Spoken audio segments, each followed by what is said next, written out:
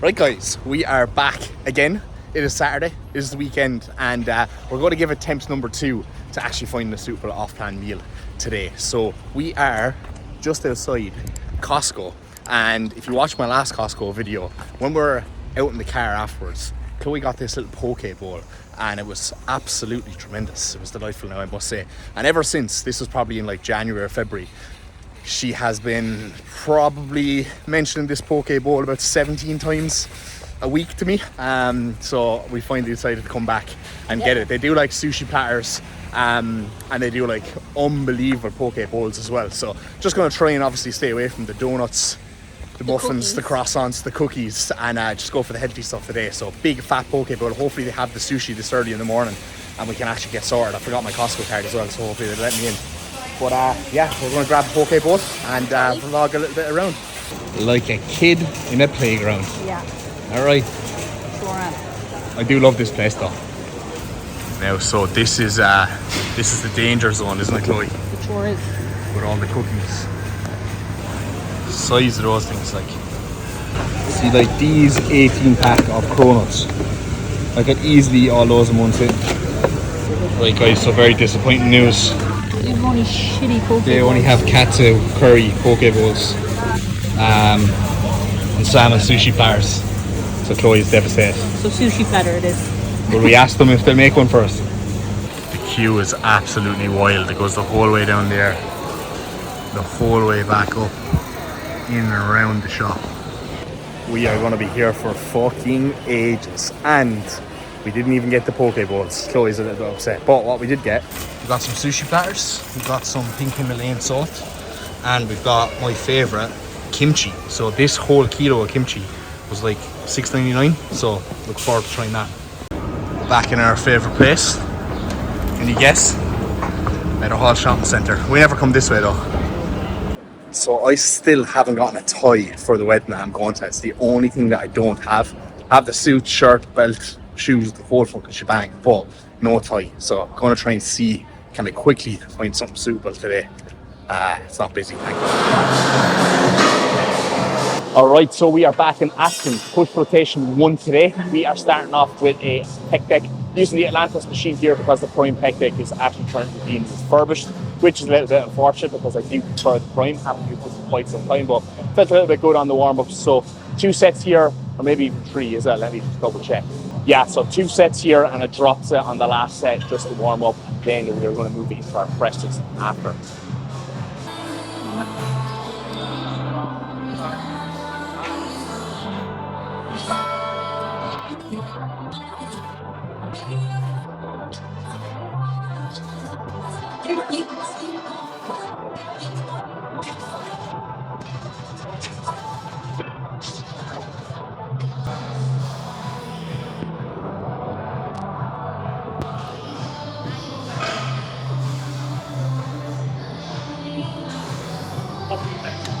So I actually undershot the load slightly there. I think that rep range was meant to be 10 to 12 and I got like 15 reps. But one thing I actually always say to my clients is if you are doing a new exercise, right, it's new, it's fresh, your plan, you haven't done it quite some time, you've never done it before, it's probably better to undershoot on the load than overshoot on the load, right? Because it's probably going to hit different parts of the musculature that you haven't hit before, right? So you will have some DOMs from doing that exercise anyway. And then the last thing you want is to use a load that you overshoot with that's too heavy, and then your form is kind of sloppy, and you know you just start off that exercise with a bad note, right? So knew I needed to pick a weight there that I was going to be able to handle, like with relative ease, get a good stretch here, get a good contraction at the top, and that was absolutely perfect, right? So 15 reps there, just going to drop 1 peg, do the back off set as well, and obviously aim for the same accuracy. And then for the drop set, probably just drop like half the load and then we'll move on to our press. Okay, next exercise up here, we've got the flex incline press, flex leverage incline press. Really like this. I actually used it for the first time ever when I was training with Mark there last week. Very heavy piece, but that's a good thing because it means not loading shit tons of plates on when you're out doing the exercise. So for whatever reason today, I just cannot get like my seat and handle set up right. Like it just does not feel the same as it did when I was training Mark last week. I was literally fucking fluting around with it on my warm-up sets. I must have adjusted the seat and the handles, like I'm not even joking, about 20 times. But look, we're here now. There's a little bit of weight on the bar. I think I did 2.5 plates, but only got 6 reps last week. And I just really wasn't happy with that. So I'm going to scale it back, do 2 plates a side. Yes, literally 2 plates a side here today.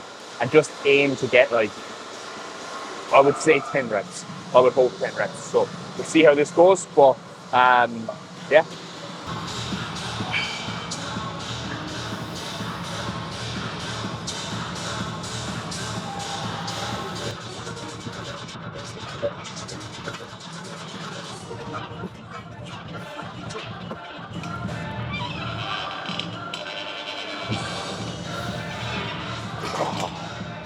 Whew. 10 reps, just about. My fucking elbows felt terrible there. Absolutely terrible. I'm getting a little bit of elbow tendonitis lately, which has definitely been annoying me a lot by pressing.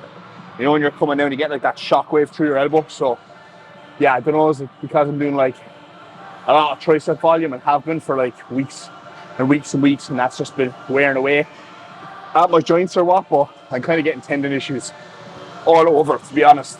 Excuse me. So, definitely need to just get some BPC and whack it out of it to sort these out. Tried scaling back on load, fixed execution, all that shit. But sometimes that doesn't work when you got tendon issues and they're niggly. Just doesn't go away for a while. So yeah, that was 10 reps there anyway. We will do a back offset of probably, I would say, 1 plate aside and then get 15.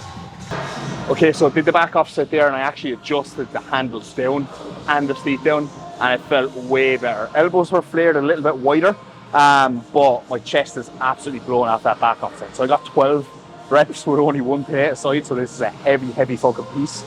But I've made note now of exactly where the seat height and handles are, so I know for the next time. Alright, so third exercise in here, we have got the incline pin loaded prime press. So we had the flat version of this in FLF that I used to use that I really liked, but I think I actually like this even more. So because this is at the tail end of the session, we can load it a little bit more in the lengthened range. So I do set 5, and set 3 for all my sets. And obviously that just makes it a little bit harder here, but much easier at the top of the contraction as your chest is just getting fried as the sets go on. So I did this with Mark last week and he was nearly stacking the whole fucking thing. And I was doing like barely half of the thing. So I have a lot of catching up to do there. But really like this piece, get a massive connection with my chest with this. And I find I can be very explosive out of the hole, but at the same time still be very safe and it doesn't like niggle my shoulder. So let's get into it.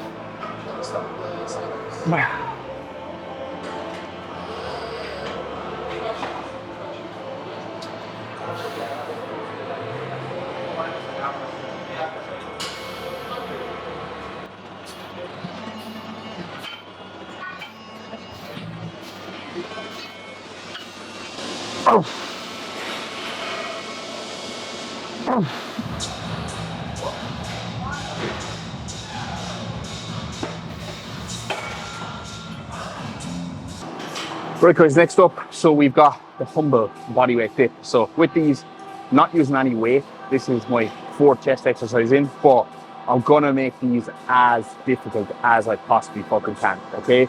So nice slow control, eccentric, leaning forwards, putting a lot of attention through my chest, pausing a deep stretch for 2 seconds, and then pulling up and contracting my chest and my triceps hard at the top. So to do these properly, or if you really want to do these properly, you can get a lot out of them and you do not need weight. I see so many guys strapping up with a big chain, with a load of weights, 20 kilos, 40 kilos. And look, I used to be that guy, I used to do like 16 kilo dips before.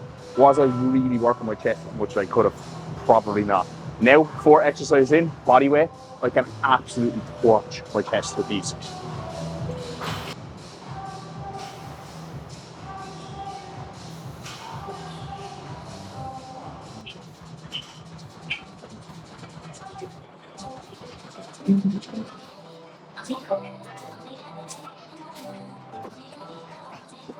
Right, next exercise up here, we've got a line cuff lateral raise.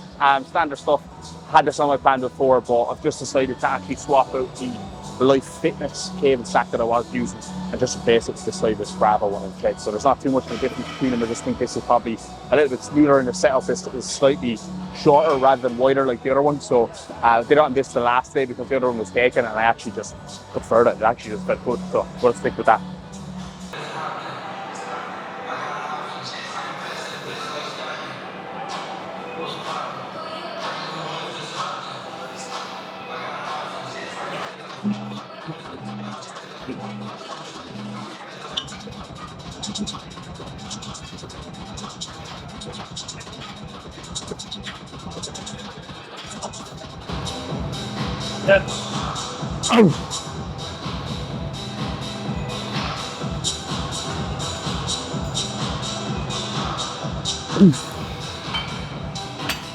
Right, so onto some of the fluffier stuff now. We've got a tricep overhead press through, whatever one you call it, over the shoulder tricep extension. This is kind of like a push down, to be honest. It's not like an overhead extension here that works the long head. Do it over the shoulder like this, but it's actually more of like a push down variation than an overhead variation, even though it is kind of done overhead. So I really, really like this. The only knock I have is that I have to kind of like use my body to stabilize myself, but other than that, it is very solid.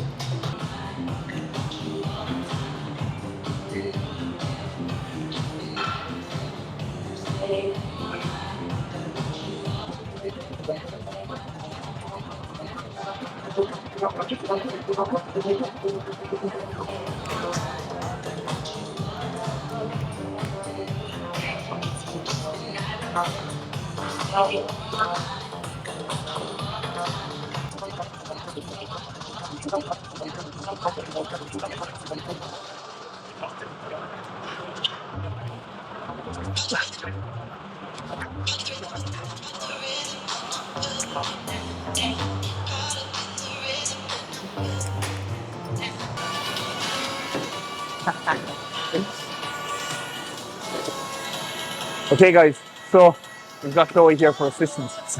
Easy bar skull crusher with the prime cable.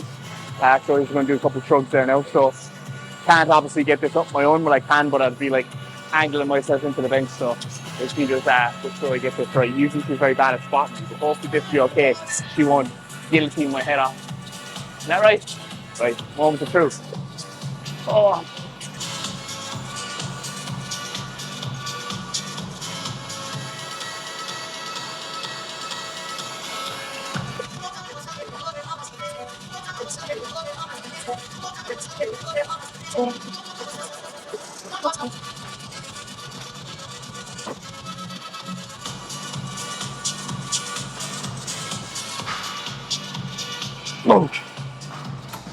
All right, final exercise up. We've got my all-time favorite lateral raise machine, and that's going to be the Atlantis. So 3 sets here, 10 to 15.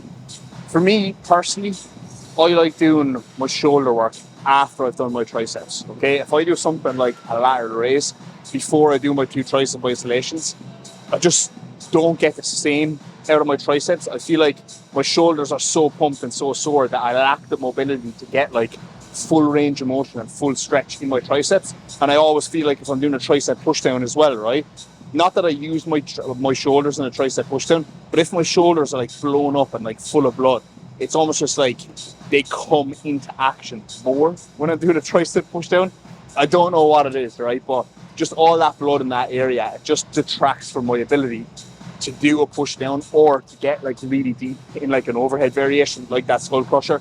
Like if I did these 3 sets of lateral raises and I went into that overhead skull crusher that I've just done, I'd be in a fucking world of pain, right? And I know no pain, no gain and all that shit, right? But it would be like a bad pain, not a good pain. I'd be trying to get down deep with my elbows to stretch out my tricep, and my shoulders would just be killing me. So I always like to finish on my push days with the lateral raises, to be honest. Obviously you'll see I did like the line cuff lateral raises earlier on the session, but I find with that, right, it's like more even resistance throughout, right? If it's like a dumbbell lateral raise, like a seated lateral raise machine or this lateral raise machine, I don't know, I just feel like it just wrecks me more in the shortened range rather than in the lengthened range.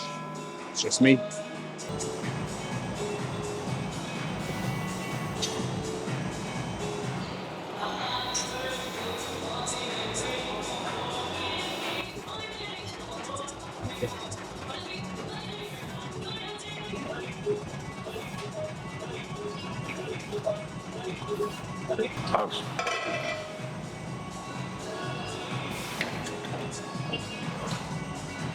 Job done.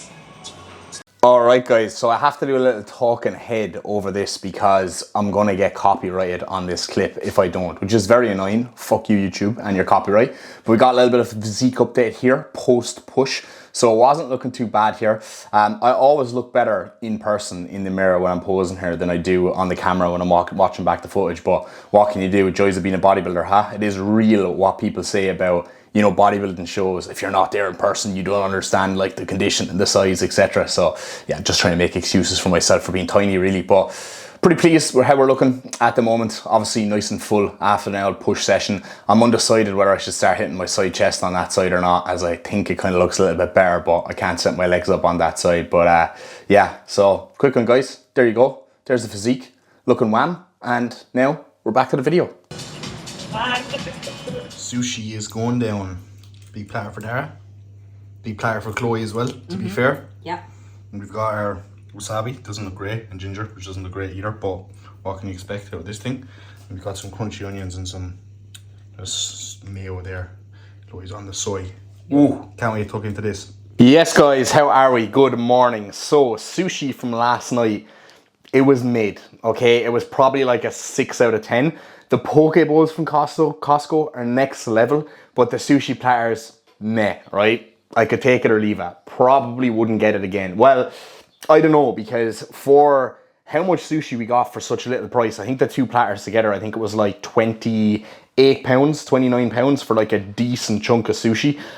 So it was pretty cheap and cheerful. So like I remember when I was doing my diet breaks on prep last year, and Kuba gave me like, he told me have sushi like 3 times in the 1 week, and every time I had it, he said eat more. So I went and I got sushi, and I think I ate like maybe 36 rolls, and then he told me go again in 2 days time, and he was like eat more. So then I ate like maybe 42 rolls, or I had like a couple 6 or 8 rolls more, and then he told me go again at the end of the week. He was like eat more again. So I had like 50 rolls or something like that. So I spent an absolute fucking fortune on sushi that time. So yeah, the Costco sushi could be a better alternative for something like that, where you just need to kind of get the additional calories and the additional meals in. But I think we handled it pretty well. I'm up 0.15 of a kg on the scale today. So pretty much just like what would be a normal weigh-in for me, like a normal fluctuation. Like even when I look at Monday's weight, I was 101.9 on Monday, and I'm 102.1 this morning. So I'm actually only 0.2 up over the course of the whole week. My body weight actually came down Tuesday, Wednesday. It came back up again Wednesday, Thursday, and then Friday, Saturday, it dropped. And then it's kind of come back up a little bit this morning. So it's kind of been up, down all week, but only 0.2 up from the start of the week. So as I actually anticipated, like I was saying in the last video, I did expect after that initial top up in glycogen for things to move much slower from here. And they have, just 0.2 up this week, right? So we obviously have about 4 days now until I'm actually going home, traveling home. And travel for me, a lot of output, a lot of stress. I'm expecting my weight to kind of drop there. So we'll see when I get home and I kind of check in that day. Will food potentially be pushed upwards again slightly? I think it might be, but you know, regardless of whether it is or not, it doesn't really matter, right? I'm not like asking for the food, looking for the food. Yes, I am pretty fucking ravenous at the moment, but I just want to make sure the body weight kind of continues to kind of go up, you know. So yeah, guys, that's pretty much it. Like I said, you know, subbed the sushi in pretty well. I subbed out 2 meals for it. So I had 225 chicken, 75 rice, and some fruit in both of those meals. So both of the rice together, I believe was about, yeah, so it was 120 carbs from rice, and then 20 grams of carbs from fruit. So 140 carbs. When I got the sushi, I had 12 pieces of nigiri, I had 12 large rolls, and I had 6 tiny rolls. And I actually put them on a plate and weighed them out before I ate them, right? So I think it was maybe like 800-ish grams or something like that, and the cooked weight of my rice is 380 grams cooked, right? So the weight of the sushi plus all the meat together was something like 800 and something, maybe like 860. Let's just say 880 for argument's sake, right? So that's like 500 grams extra. Of that extra 500 grams, I reckon how much could you take off for the carbs? Probably about 100 grams from the carbs from the fruit, and then maybe another 200-ish for like the meat. So maybe went over by like 50 to 70 grams of like raw weight rice, and that was probably it, you know. So I think it was kind of factored in pretty well, to be honest, and I think the weight on the scales reflects that. And hopefully, you know, because I had a little bit of extra sodium with the soy sauce and stuff, I will get a massive pump for pull today.